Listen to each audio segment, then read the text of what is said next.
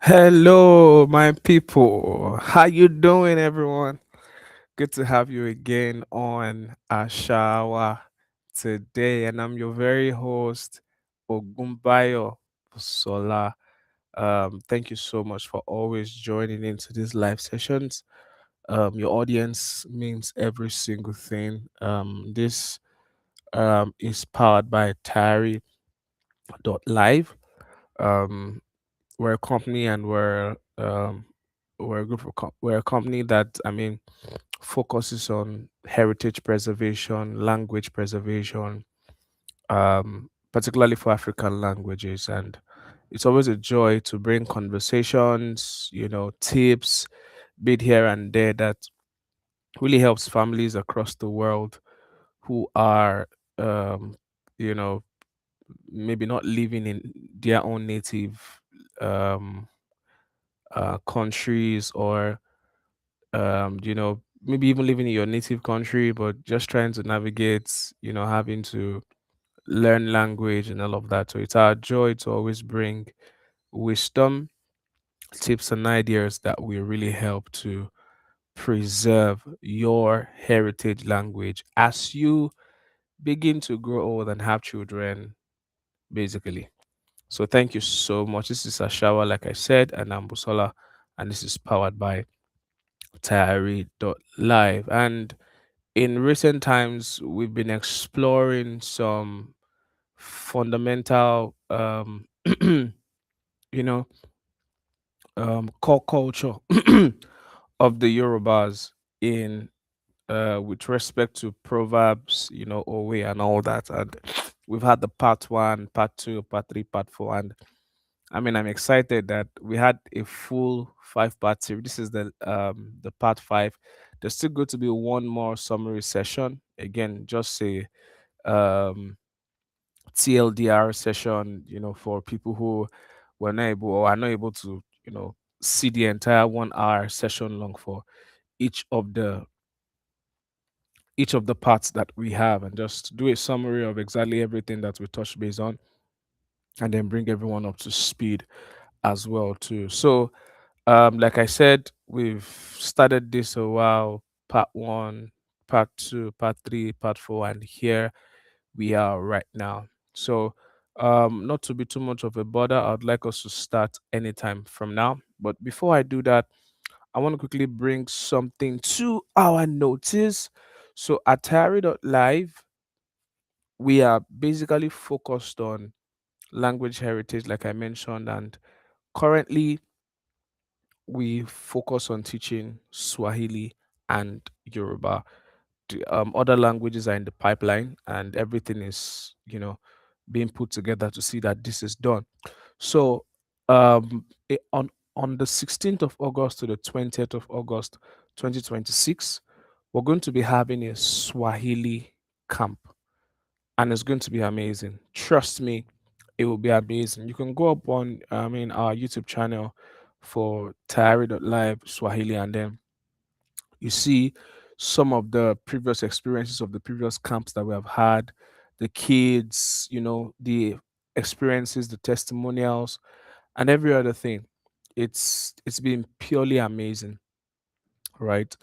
So um so the entire camp is going to be happening from 16th of August to the 20th of August, and then registration is already, in progress. You can scan the barcode that you're seeing on the screen right now, and it will take you to the registration link, registration form, and then you can register. The camp is basically just $399, and this covers for 5 days and 4 nights. You can't get this any. I don't think there's any Airbnb anywhere where you will get for 4 days at 399 at $99.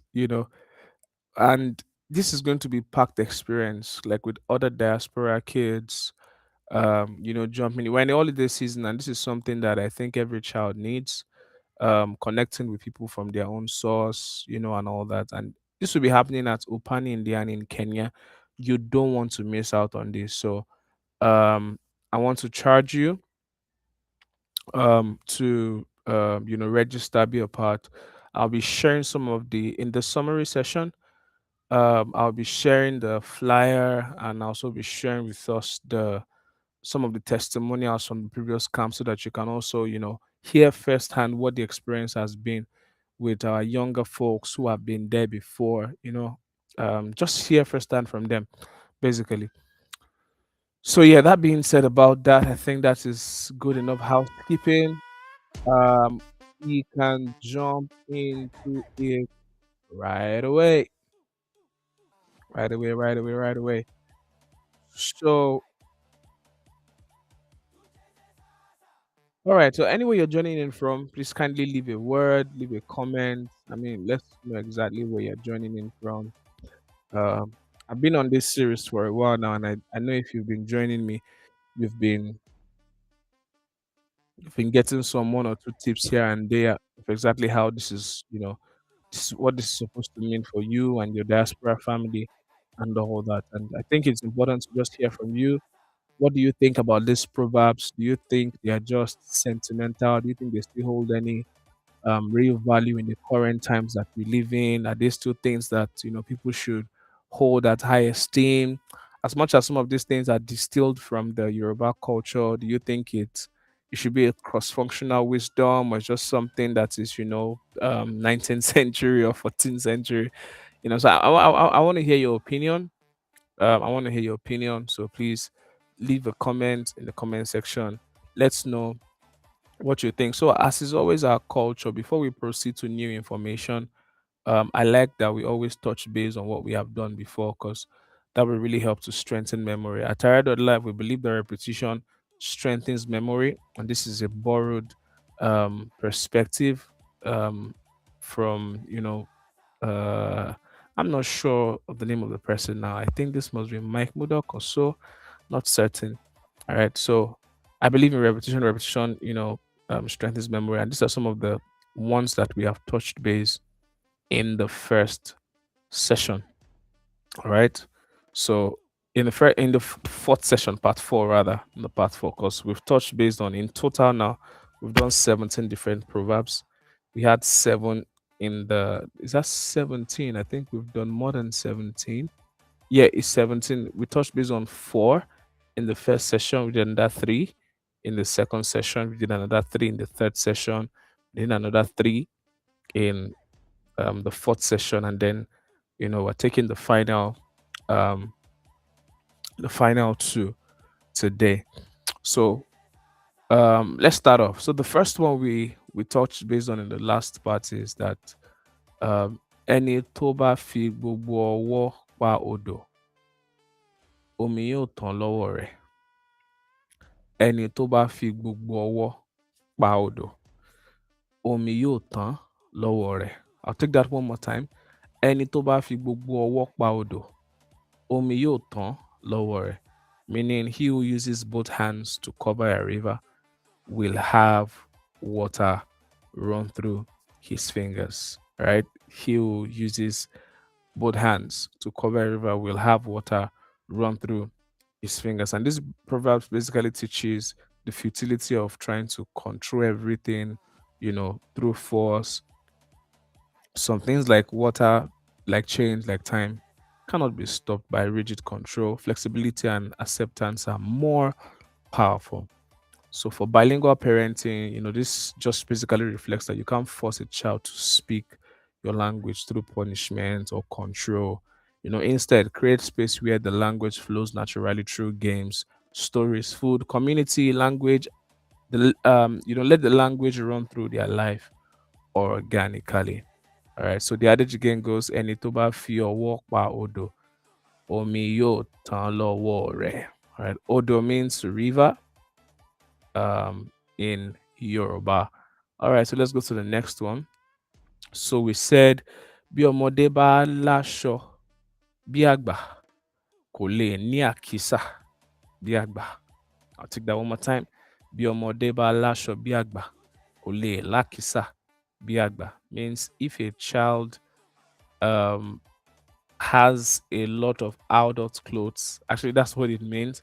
If a child, has as much clothes as an adult, it doesn't mean that they have as much wisdom as the adults, right? That's the literal meaning, but it really just speaks to the fact that everything that a younger person feels that they have that equates them to an adult, or you know maybe makes them feel more modernized than an adult, there are still some very essential experiences that will always create that discrepancy between someone who has been around here for a while and someone who is just figuring life for themselves. So, wearing the outward appearance of adulthood does not grant wisdom. That's true.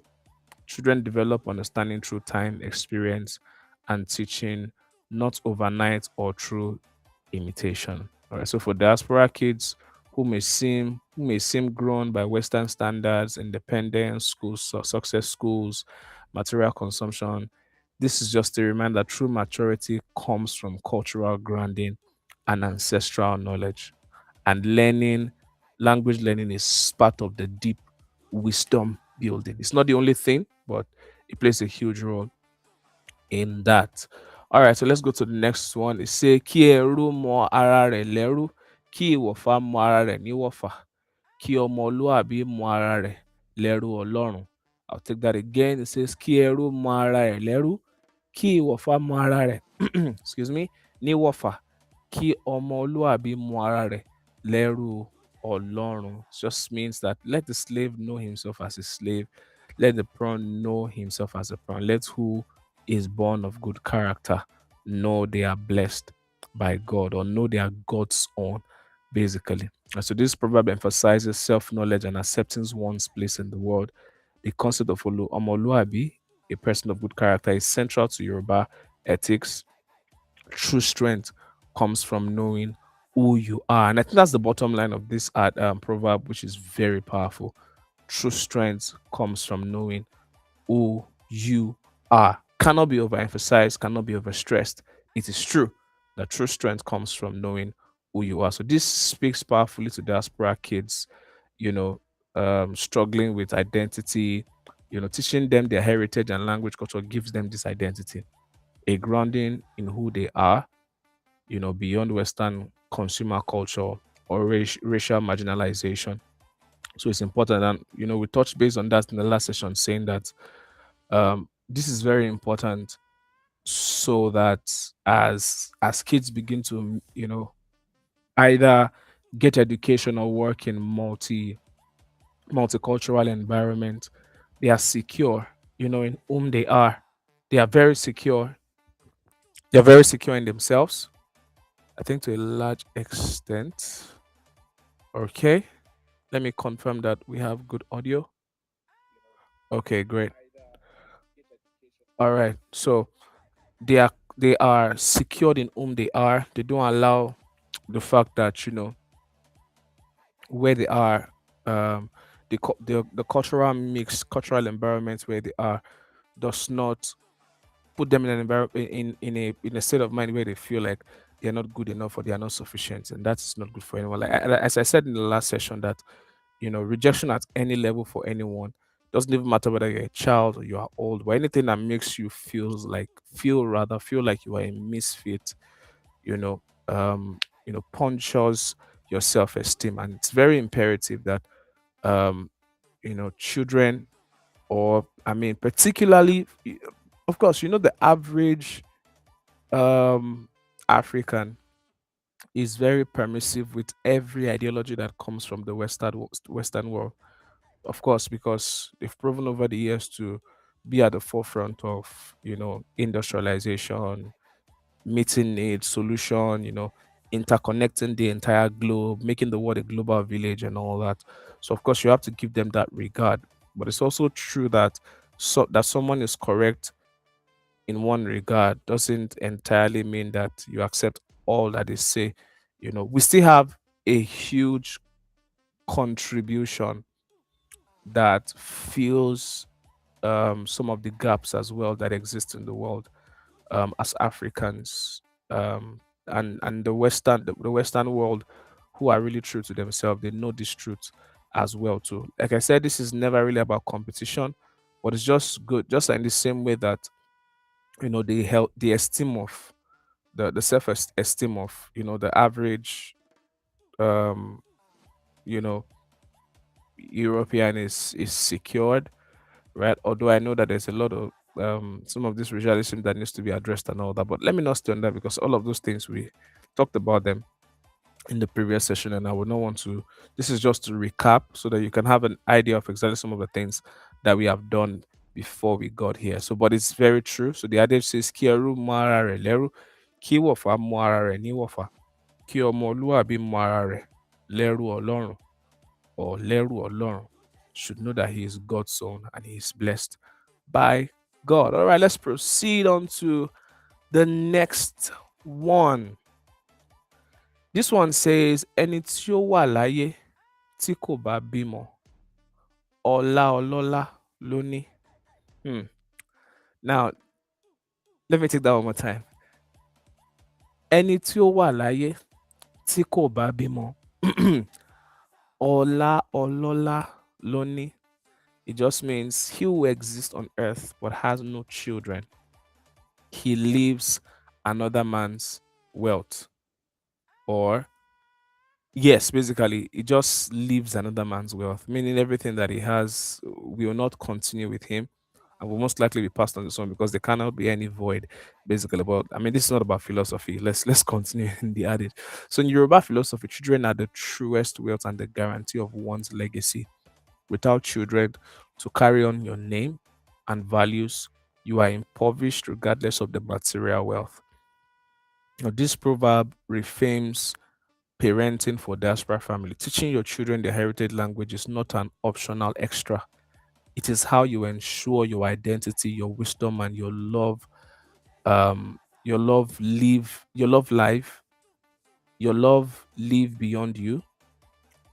It's it is your true wealth. All right. Let me take that again. This proverb reframes parenthood. This proverb reframes parenthood for diaspora families. Teaching your children their heritage language is not an optional extra. It's how you ensure your identity, your wisdom, and your love live beyond you. It is your true wealth. Um, so not to introduce any measure of unhealthy pressure to anyone who is still, within that circumference of, trusting to have their own children. I know such experiences can be very, emotionally demanding and all of that. And um, there are also multifaceted approaches to this in the sense that one's children might be biological and one's children might not be biological. So I understand very much that, of course, the easiest and the cheapest way to parenting is having your own children, but there are also more what's the word now, more assertive approaches to it. All right, I think to a large extent anyone that truly contributes to your becoming is a parent to you, and that is not optional, right? Because the idea of parenting is like the idea of farming, meaning anyone that cultivates you, cultures you to become a better version of yourself, right? It's really, your parents. So like I said, I understand very much because while preparing for this, I was in between wanting to remove this and not remove, but I felt, hey, I mean, it's worth talking about because I understand very much that particularly, of course, I mean, if you are in the African culture, there's actually a particular tribe in in Nigeria that doesn't, this is not an, it's not an optional extra. This is a big deal. They expect the wife of maybe their son. I don't want to mention the tribe, but of course, if you're a bit familiar, even if you've watched some Nigerian movies, you probably would already have an inclination to what I'm talking about. Where if the wife does not give birth to a child, the family will begin to arrange another marriage almost immediately, right? And we know that that has destroyed many homes. We don't need data to assert that to us. The evidence is in our faces, right? So I said all of that because it's very important to have this balanced conversation about the issue of having children, having your own children, and what it truly means. to be a parent. I don't want to go that direction of, that there are many people who have biologically given birth, but they are not really, fathers to their children. Let's not go that direction. It's not an experience that, um, we want to really stay on per se, right? But I think it's important that everyone has this security at heart, that we all have an opportunity to already become a parent. I know, yes, it's more personal when the child is yours, right? I get the gist and I know the feeling. But I think it's important that, because it's even important that people who have their child should also think of parenting beyond their own biological children, because this is also one of the things that just um, makes this parenting thing. um there are people who have let's not go the adoption lane and all that, but I've seen scenarios where people take up children who are not theirs, nourish them in the sense that give them, they pull down their own resources to see that a greater version that the world wants to see of those children are brought out of them. That in itself is invaluable. So they don't have their own children, but they use their resources to train everyone that they know. You know what? I believe in this child.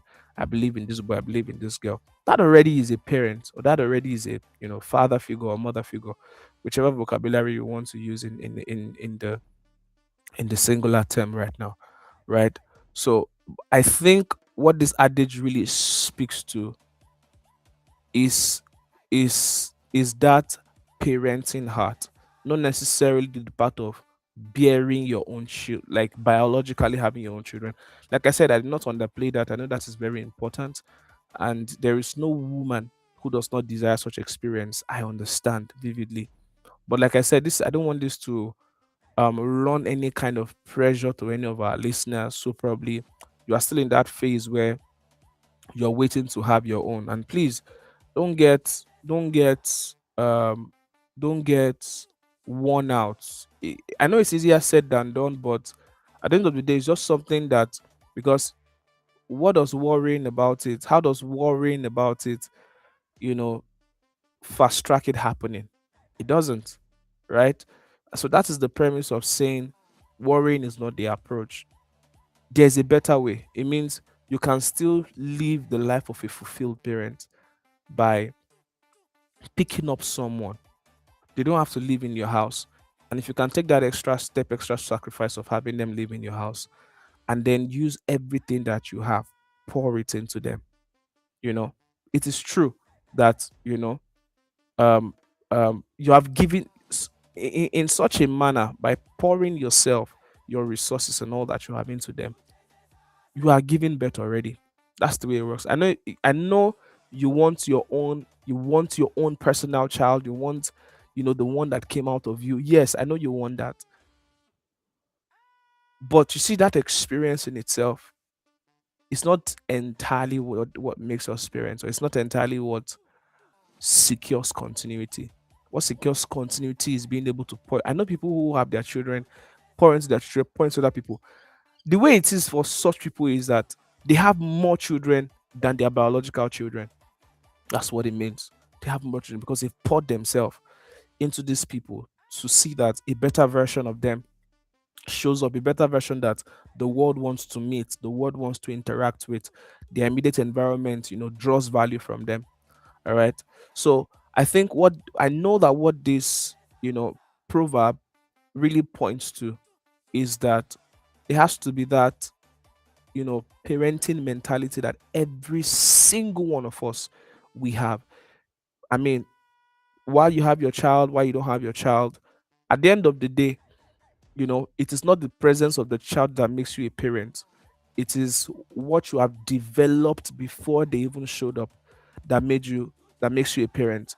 Or in partnership with that, or some of the other compassionate things that you now learn when they show up, is really what makes you a parent. I know that with respect to English, English says that once you have given birth, you are the father, and then this is the mother and all that. But then it's a little bit more to that. It's a little bit more to that, because the matter of children and legacy and continuity, it really has to do with pouring.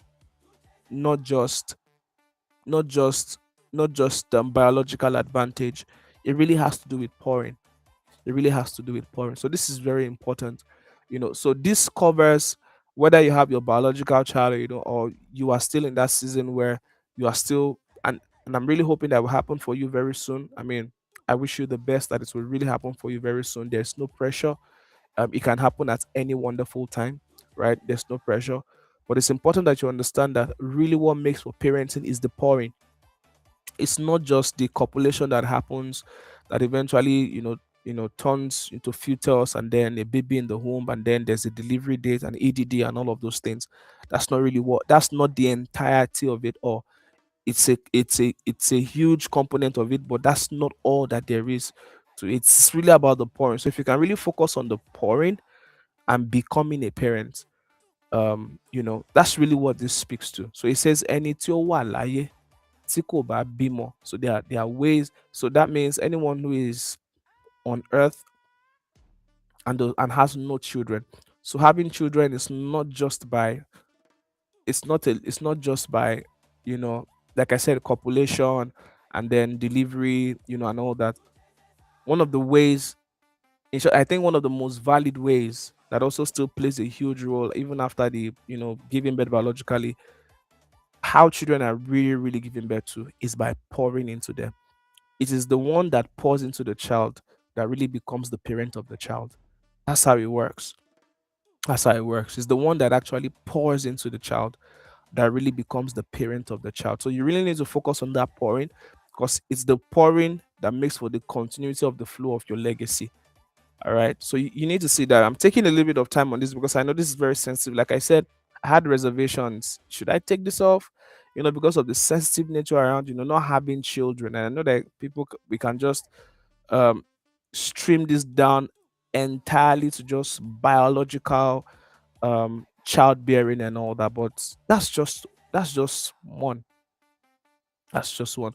So I really hope that this speaks to someone. All right. So keep pouring into people. Keep giving birth. How I've said it before, that how we really give birth is by pouring into people. It's not by having, um multiple wives and they are giving birth to biological children. How we really give birth is pouring into people. Now, I want to reemphasize, because I don't want you to selectively listen to what I'm saying. I'm not undermining the place of giving birth to your own child. I'm not undermining that. I know it plays a huge role. There's something personal about that. I totally understand. What I'm saying, to in the bit to buttress that, is that even after that process, the demand, the stature of parenting is actually attained by pouring into people, pouring into children, younger generations, pouring into younger generations, constantly pouring into younger generations, and see that they become a greater version of themselves, that the world wants to interact with. That's really, really, really what makes for having children. And this just says that ẹni tí ó wà láyé tí kò bá bímọ, ọlá ọlọ́lá ló ní. And what that means is that whatever you have will most likely not continue in your name and go to someone else. But someone who pours, someone who gives birth to, I've said it, that and that way we can give birth to children is by pouring into people, right?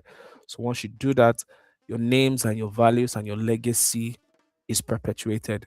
That's what eventually happens. So this is very powerful. I think that every diaspora parent who is privileged to have their own, or not, you don't have yours yet, should also hold this wisdom very true, and pour, pour, pour yourself and give birth to children, not just by copulation, but give birth to children by pouring into people, believing in people, helping them to become greater versions of themselves. It's a blessing that cannot be undermined. All right, so I'll take the adage one more time. It says, ẹni tí ó wà láyé tí kò bímọ, ọlá ọlọ́lá ló ní. All right, that's a powerful and resourceful Yoruba adage there. So very quick, let me just take my announcement again one more time for the sake of those who joined us maybe at a later time. All right. By the way, my name is Busola, and this is Àṣà Wa by powered by Tayari.live, and I'm privileged to be your host. So, a quick housekeeping before we proceed with the last proverb for today. So, at Tayari.live, we are very big on heritage preservation, language preservation, and currently the Swahili arm of the company, we're going to be having a Swahili camp. It's going to be an amazing, intensive camp, 5 days, 4 nights. So they're going to be on camp for 5 days and 4 nights, interacting with other kids. It's going to be for the age is for children between the ages of 7 and 16 thereabout. That's the age brackets that we're working with for the time being. So please scan the QR code, register your intentions. The entire camping experience itself is around $399, but you can register at first with $100 just to show your commitment, right? And then you can then ramp up the payment as we then get to the closer date for the campaign itself. And also note that if you're making any payments, if you're making the full payments between today and the 31st of July, which happens as of the time of this streaming to be the next Friday, next week Friday, you get 20% off the actual payments. And I think that is very generous. $399 for a camping experience is amazing. Honestly, you would not get that anywhere else. I make bold to say that for a 5 days experience camping, so all your accommodation, and this will be happening, by the way, in Kenya at Upani in Diani. Upani in Diani. So scan the QR code, to get you to the registration form, and you will get other information. If you need any other details around the campaign, please drop a comment in the comment section. I'll check through and then give you the necessary feedback that you need for to be well furnished to be a part of this. So thank you so much. That's it about that for our housekeeping. Let's continue with the adage and the final adage that we have for this. You know, I made it clear from inception in the first part that, respect, humility, interconnectedness, um I think I said humility already. I'm not sure if I said that. Yes. So humility, respect, interconnectedness, these are some of the things that are very core, to the Yoruba community. And um well, I can speak for the Yoruba community that on the matter of children, raising children, perspective on children, the Yorubas are very big towards it, even to a fault.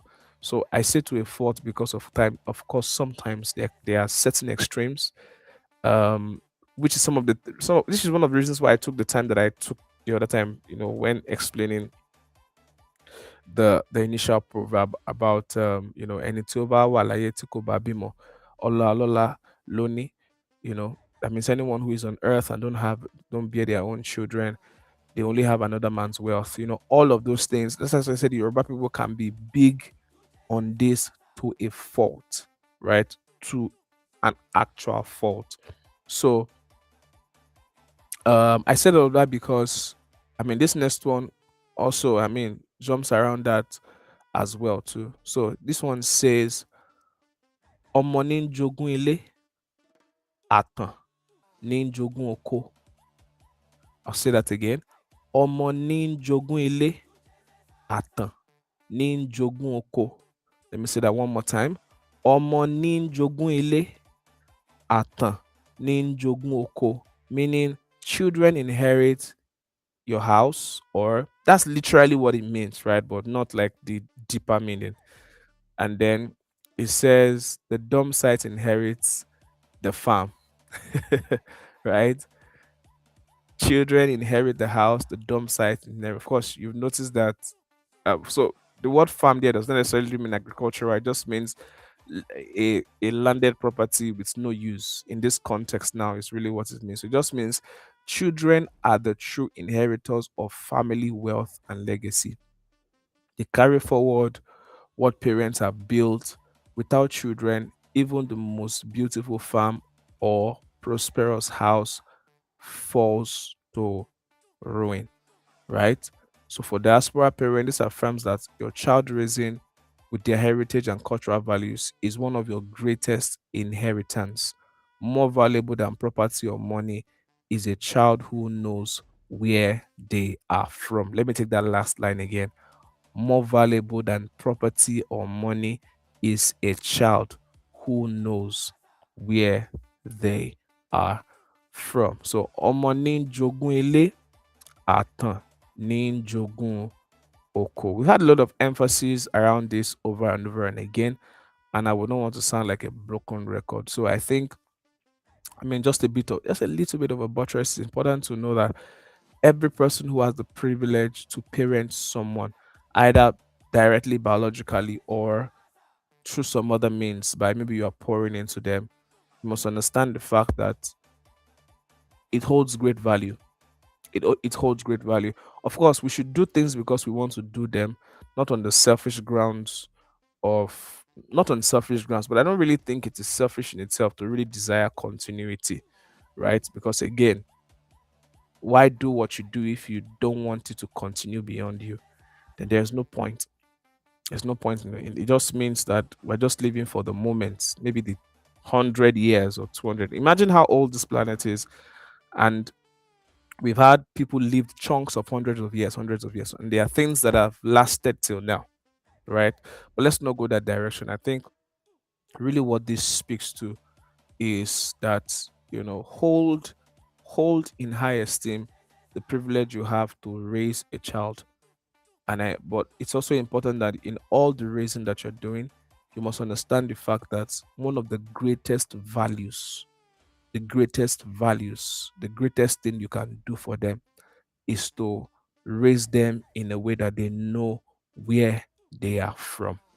They know where they are from. Even while you guys right now, you are in France, you are in Italy, you are in Japan, you are in the United States of America, you are in Spain, whatever diaspora nation you currently are in, of course, because of exposure to opportunity, and because maybe whatever African country you're from is not experiencing that real development that any nation should have in 2026.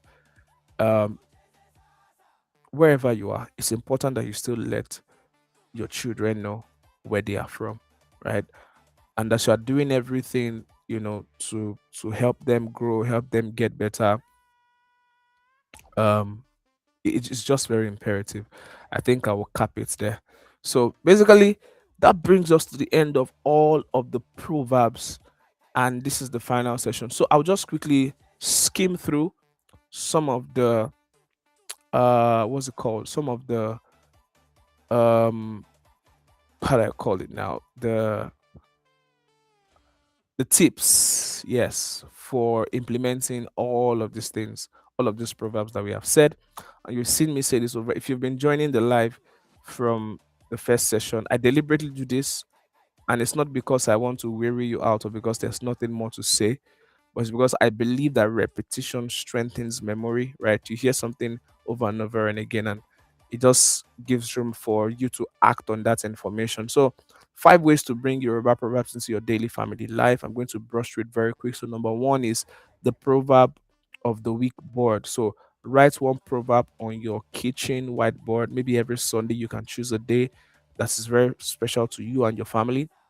Challenge the family to spot real life moments where it applies, and then um just so while you have it there on the board, um let eyes as our eyes are catching it, and then you guys are in the kitchen, doing whatever you're doing. And this doesn't have to be kitchen, it can be anywhere, right?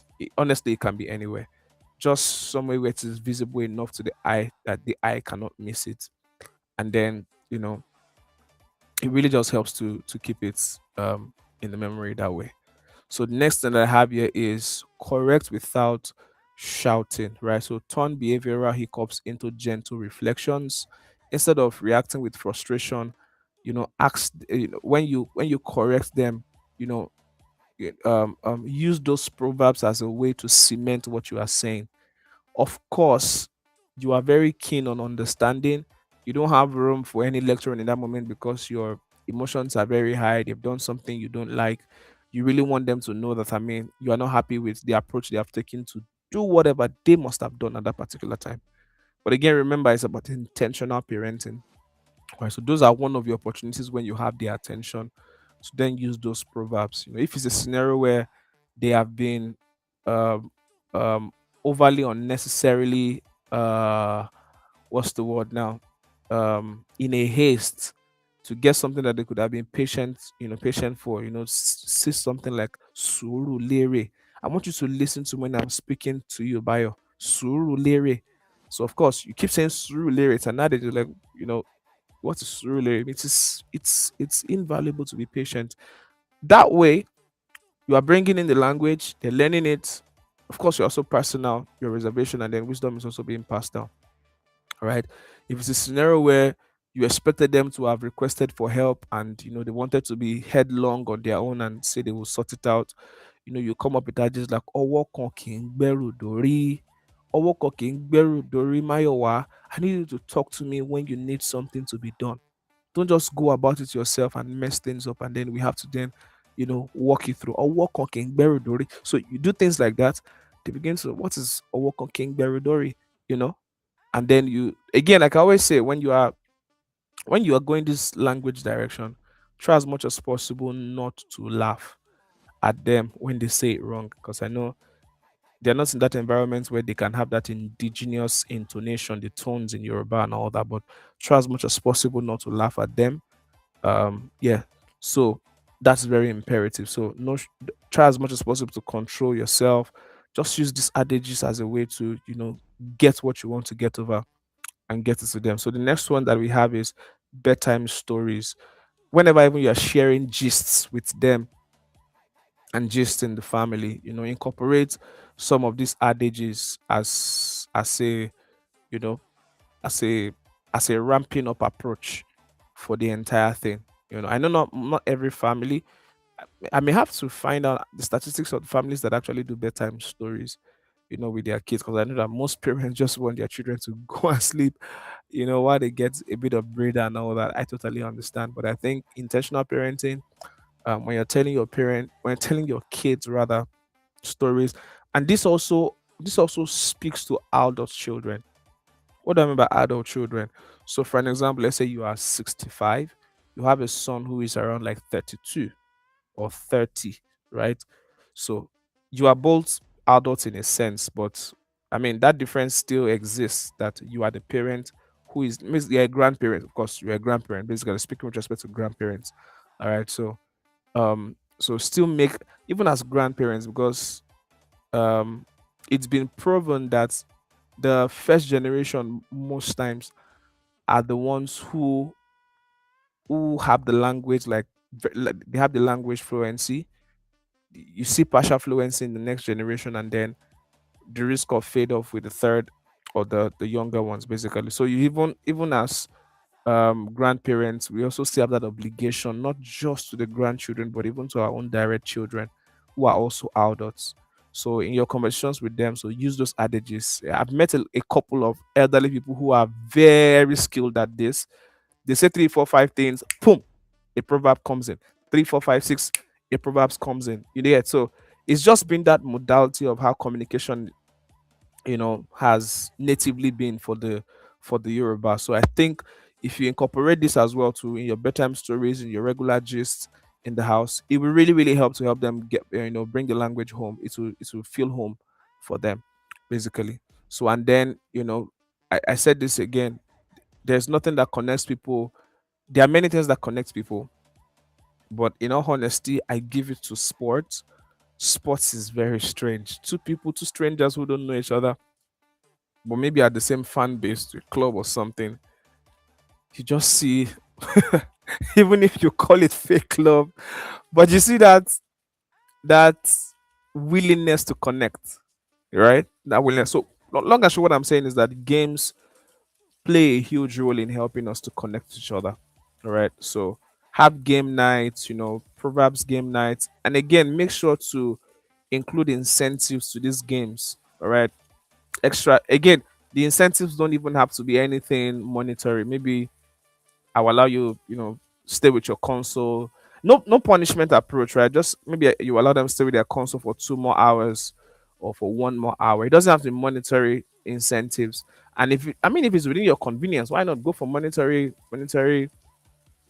incentive? It also works as well too. The idea is to make it very interesting, that they want to come back over and over and again for the game nights every single time. So it's also your opportunity to help them to um you know lay hold of the language. Now they're learning, and I think the huge value that really comes with these proverbs is that you are learning language and learning wisdom. So it's not empty learning. It's holistic in itself. You're learning wisdom for life, and then you're also learning the language, and then you know, it's also very important. Like, I didn't mention this before now, but I had said this in one of the previous editions, that the more we help children to see the societal value of being close to this language and knowing them, the easier it is. We also help them to come home, with the language. So that's very, very imperative. So have game nights, um, or you could include it to your game nights in what you do as a family for your game nights. And then the final thing is, journal. Ask them to journal. This will really work more for more of your adult kids than the younger ones. So ask them to journal, and then ask them to journal so they can write proverbs. And then um or maybe what you can also do for them is, when they have any experience, what this means as well is that you as a parent, you also have to be very rich in proverbs. So what I was about to say is that when they have a certain experience, you help them map it to a certain proverb, right, when they are sharing it with you. So that way, the idea is just basically intentional parenting, right? That every opportunity you have to use the language in a time that you really have their attention, they are really interested in listening to you, not the forceful approach and all that. Seize that opportunity straight away. All right. So let them have journals, or alternatively, like I said, is what you can also do is, when they speak with you and the experiences that they want to journal, help them map it to a certain proverb, and then that way they can also learn the proverb as well too. Awesome, awesome, awesome, awesome, awesome, awesome. Man, I've been richly um helped myself with this proverb sessions. It's been beautiful. Just looking through some of the core ideologies of the Yoruba community, how it speaks to um heritage preservation, the proverb community. And I think we'll do this again. I may have to extend this one more time because I really like the enriching approach that it comes with, learning wisdom to helping us to um, get our children close to the language. But more importantly, is the value that comes with the hidden lessons that comes with all of these proverbs. Again, you can't get too bored hearing me say this, that proverbs have proven to be core of the Yoruba tradition. Like I was saying initially, I mean, I've spoken with other people who they can't say they can't go on speaking for 3 4 minutes. One proverb jumps into the entire thing to cement the entire their what everything that they are trying to say and all that. So yeah, so that being said about that, we've come to the end of our 5-part series. I intend to have a one more TLDR session, which I know will be very helpful for someone who, and that session will be more short because I'll just be breezing through and just be breezing through every one of the proverbs one after the other. Pam, pam, pam, pam, like that. So thank you so much for joining in. If you've been consistent over the last 5 sessions live, I have a gift for you. So drop me in the comment section. Let me know that you've watched, not you've released, but I mean you were live for the entire 5 sessions. I have a gift for you. So yeah, and by the way, let me know again in the comment section, what do you think about these proverbs that I've been sharing? Do you think they hold any real value in the current civilization that we're living in? Do you think there are things we really want, there are ideologies that we really want to pass down to our children, help them see and all of that? Are there things that we still want to have at the core of what we believe to be true? as we are raising bilingual kids in the world. So, that being said, about that, thank you so much for joining in again for today's final session for the Yoruba Proverbs, ancient wisdom for more than kids. All right. So, um, yeah. So that being said, um, we're going to see again in this TLDR session. That'll be very short. I promise to be very short. Again, like I said, the intent is just to collapse everything into something that is short that one can just quickly have a breeze over. All right. Yeah. So thank you so much. It's been always an honor to host you on these sessions. Have a lovely, lovely rest of the day, everyone. Bye for now.